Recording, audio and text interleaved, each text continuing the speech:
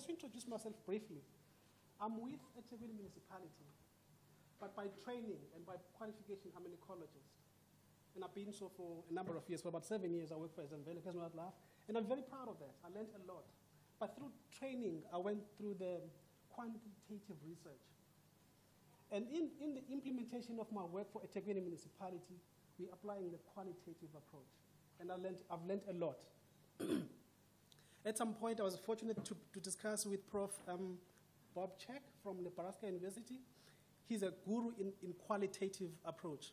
And he said, in quantitative, you use these p-values, your 95% confidence limit. Who said there must be that?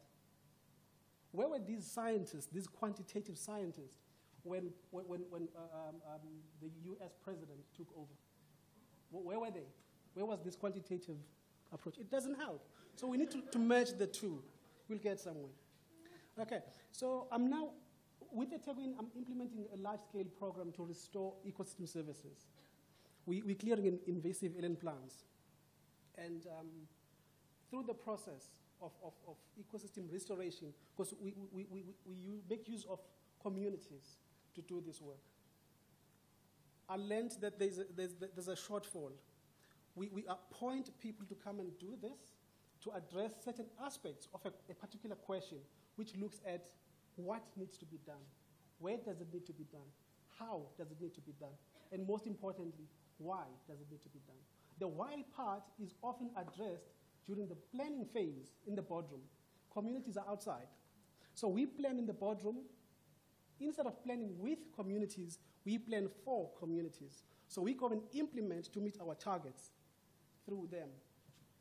And as we work, they are left out. They are left out.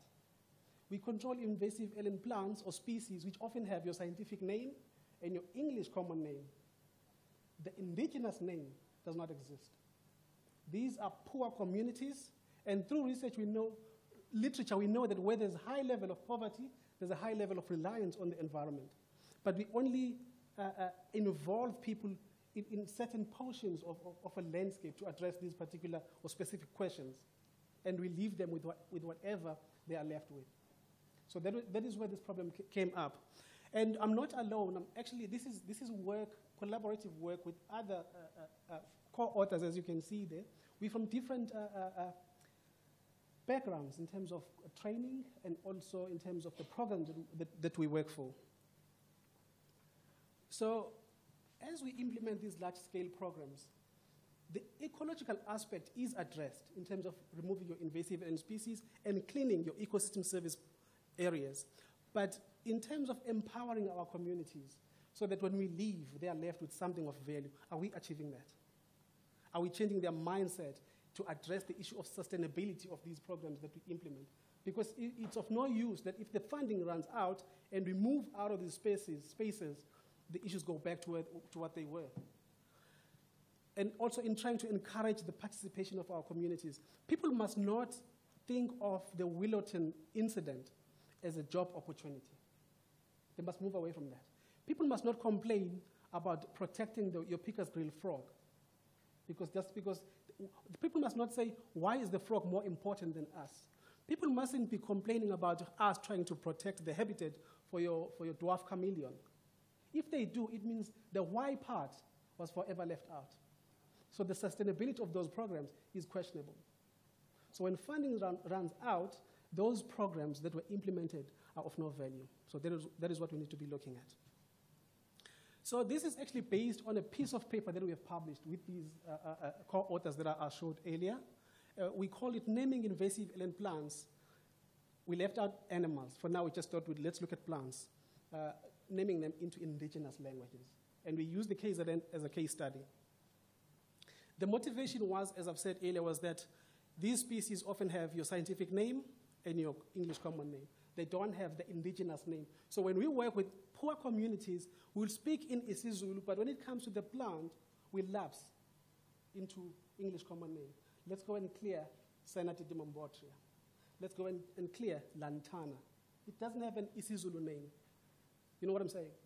So we leave them out, and it creates that gap. So when people associate these species with job opportunities. When they go home and they see lantana, they don't treat it. They only treat lantana that they see where they need to be working. So there's a disjuncture that is being created. Whereas if there was that association and understanding of why we are doing this, wherever they see lantana, they will deal with it. They will deal with it. I'm not bragging about a eThekwini municipality, but just to say this, when we implement these large-scale programs, we also look at the why part, so much that we train them. We pay people for coming just to listen at the why part. We pay them for that. I think it's bearing fruits, because if you look at Njongweni, where we also have a site, during the weekends when they're not working for us, they work for each other. Whether they get paid or they don't, but they will work for each other during the weekends. And they apply the knowledge that we have taught them, because they've understood the why part. Why it's important that they should not have lantana in their own spaces, as opposed to only clearing it where we work. The context. Indigenous language is commonly used in this province of KZN, and plants are heavily used in medicine. And plants, and people do not coexist with things that they don't know what they are. People give names to things so that they can relate to them. But in the absence of the proper name, they will name a plant because it looks similar to what they already know. So they will name an invasive alien plant because it looks similar to some indigenous plant that they know. Now that creates confusion. If you are a traditional healer and you want a bark from a particular indigenous plant, you send a gatherer to go and collect it for you, but an invasive has got the same name, so who knows what he's going to be coming back with? That is a problem. There's also the inappropriate use of these particular plants. We have negative plants with positive names, unwanted plants with beautiful names. To quote some plants from English, we have pom-pom weed. I don't know what it means, but it sounds so nice, pom-pom. Pom-pom. Sounds innocent. We have a lollipop climber. Lollipop. It's like you can take the fruits, give them to your children to suckle on them. But how about the tree of heaven? Can you imagine sending people to go and destroy the tree of heaven? It's crazy. It's crazy. But we never think about it. We never think about it. So the current situation here is that the IAP management requires coordination. So we need to be working with each other. We need to be working with communities. But in working with people, it's not about paying them at the end of the day. Let them know what we are doing and why we are doing it. That is what we're trying to emphasize. The background, like I've said, the concept was behind naming invasive alien plants in IsiZulu arises from the fact that the majority of people in KZN use IsiZulu. So we used IsiZulu because we ourselves speak IsiZulu. Most of the co-authors that you saw are Zulu speakers. But fortunately, they're from all over within the province of KZN. And medicinal plants, through literature, we know that are extensively used in KZN, and over 400 plants are used. And if you look at what's happening within the whole country, that number escalates. IAPs, or invasive alien plants, may accidentally be used through misidentification in your medicinal practices. And I know that some plants, like your Bryophyllum delagowans, is used for the treatment of lice, but whether people know that the Bryophyllum is an invasive or not, we do not know, but they are using it. And we also know that once people find use for something, it's very difficult, almost impossible, to get them off of it. Once people believe the brains of a vulture can be used for something, if you tell them it doesn't work, they say, oh, it works. That's why it's trying to get us off of it. It must be working. You will never win it. You'll never win it. So then the aims here were to advocate for the naming of invasives into indigenous languages. We are saying wherever these plants are, name them in indigenous languages, so that when you engage your indigenous communities, they know what to be dealing with and to address the issue of name confusion that might be coming up. We also need to be systematic about the naming of these plants, so that if they are invasives with unique names that are not confused with indigenous names, that is fine. But where there's confusion with the name of an indigenous and invasive, let's correct that, okay? And also the naming must be structured in a way. It mustn't be just done by anyone. We must try and understand what are people calling it, and communicate that information and spread that information so that we all call it with the same name. We're not saying this must be only be happening in KZN, but in all other provinces. It's impossible, 2 minutes. It must be done everywhere, all languages, including sign language if what, and body language if what. So here we have our core authors. They're coming from all over KZN, like I said, because in KZN, the IsiZulu name varies across the province. The IsiZulu that is spoken in Pietermaritzburg is way different to what the guys in Zululand are talking. And if you go south, it also changes. So we try to have everyone so that we would understand what do you call this particular plant, where you come from. So the way we went about this was we went to communities. We went to them to make it easier for them. We interacted with your indigenous community leaders, educators, traditional leaders, academics, civic organizations, and the general members of the public. We would take them out to site to show them plants, to say, this is the plant we're talking about, what do you call it? But to also avoid the time wastage in terms of going to sites, we would have presentations with high resolution pictures to show them and make sure that we all understand what plant we're talking about. Just to show you some highlights of what came through, you would see here that a plant like Lukayena, Lukasifala is called Ubobo, and Caesalpinia is called Ubobo Olungale as though it's a subspecies of the other, which is not. So there was confusion. We also tried to understand why are they calling it an invasive, a particular name, compared to an indigenous. For instance, Albizia is called Usolo, and Albizia argentiafolia is also called Usolo. That's an indigenous plant. We looked at the two plants, and we found that in some cases, the leaves looked similar between your invasive and your indigenous. We also found that Isipaha, Chinas is called Isipaha, or Brazilian pepper tree is called Isipaha, but we also have Bheka Nxele, which is also known by Isipaha. So there were those issues which we tried to correct. So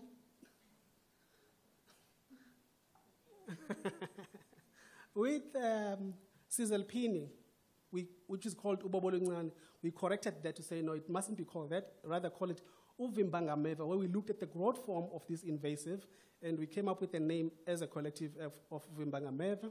There's also Parthenium, which we changed from Usanda Nezwe, because that's more of a description of how the plant spreads, which is the case with all invasives. So with Parthenium, we call it Umbulalazwe. What's the other one? Yeah, there was a number of plants. In total, we reviewed 112 plants. Now, by chance, this is what we ran into. When we started, we did not plan that there would be something that you could call a protocol that could be used. But as we look backwards, we found that there was something that could be of value. So if you want to try the same in another province or wherever, that is the method that we recommend you try. Constitute a team of people that can work with you. Identify the material that needs to be reviewed.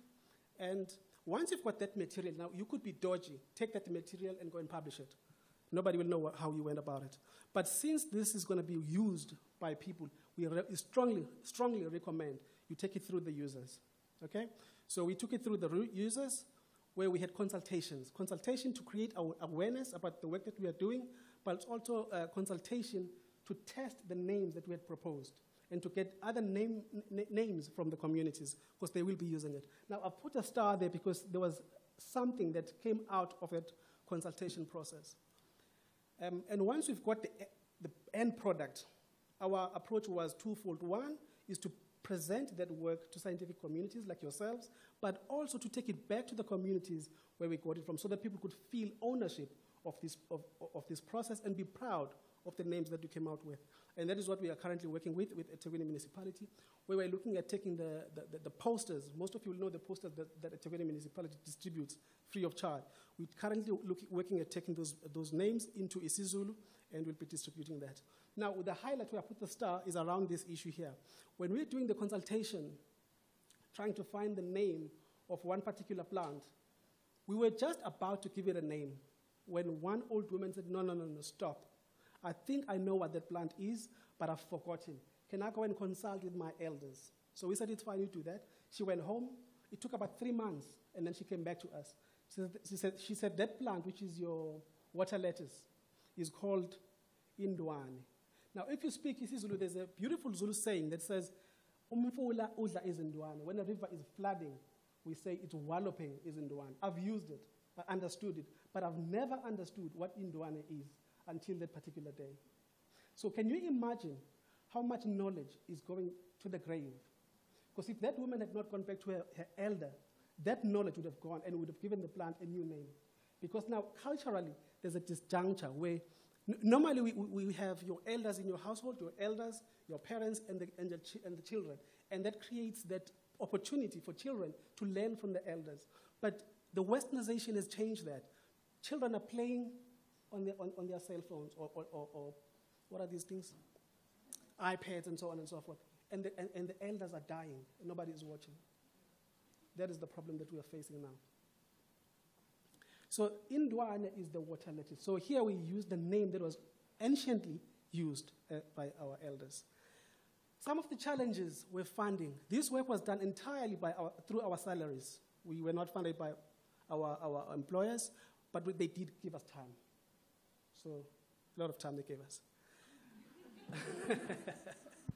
Another challenge was coordination. It was very difficult because when we started working, we never planned for this. So at times it would be difficult for people to attend, and they would end up excusing themselves. The other one was we thought we were doing a favor by going to the communities because we didn't want to use their budgets, but they would come lunchtime, and communities would provide. Would feel guilty that we thought we'd saving you your money, but now we must eat and you provide. So that was the challenge that we faced. If it were according to us, we would pay for those lunches, but there were problems. So those are the challenges we faced. Future goals, we're hoping to take the names that we have proposed, get them used across the landscape, and also forge partnerships with other institutions to work on a similar project, and also to plead with DEA that this needs to be done across the country, if what, even other countries. I was very fortunate to attend a conference, the 8th World Congress, which was in Cape Town, and I presented this work. Other countries like the US, Canada, Zambia, Kenya were very happy to see something like this, and they would like us to sort of take them through what we went through so that they do something similar. So we're saying to DEA, please let us get this right here at home before we go outside. Acknowledgements, Ubaba Mkhipheni Ngwenya from the Herbarium in Durban, he worked with us in the initial stages. Uthabiso Cele, I saw him here, he also worked with us, he was with Sandy, but he had to be moved around for some unfortunate reasons. And also our institutions, and with Dr. Sandra J. Land from DUT. And those are our employers. And also just to thank you, KZN, for funding my flight to Cape Town for that conference. And finally, just to steal the words from Gary Snyder, that nature is not something far away. It's our home. Let's look after it.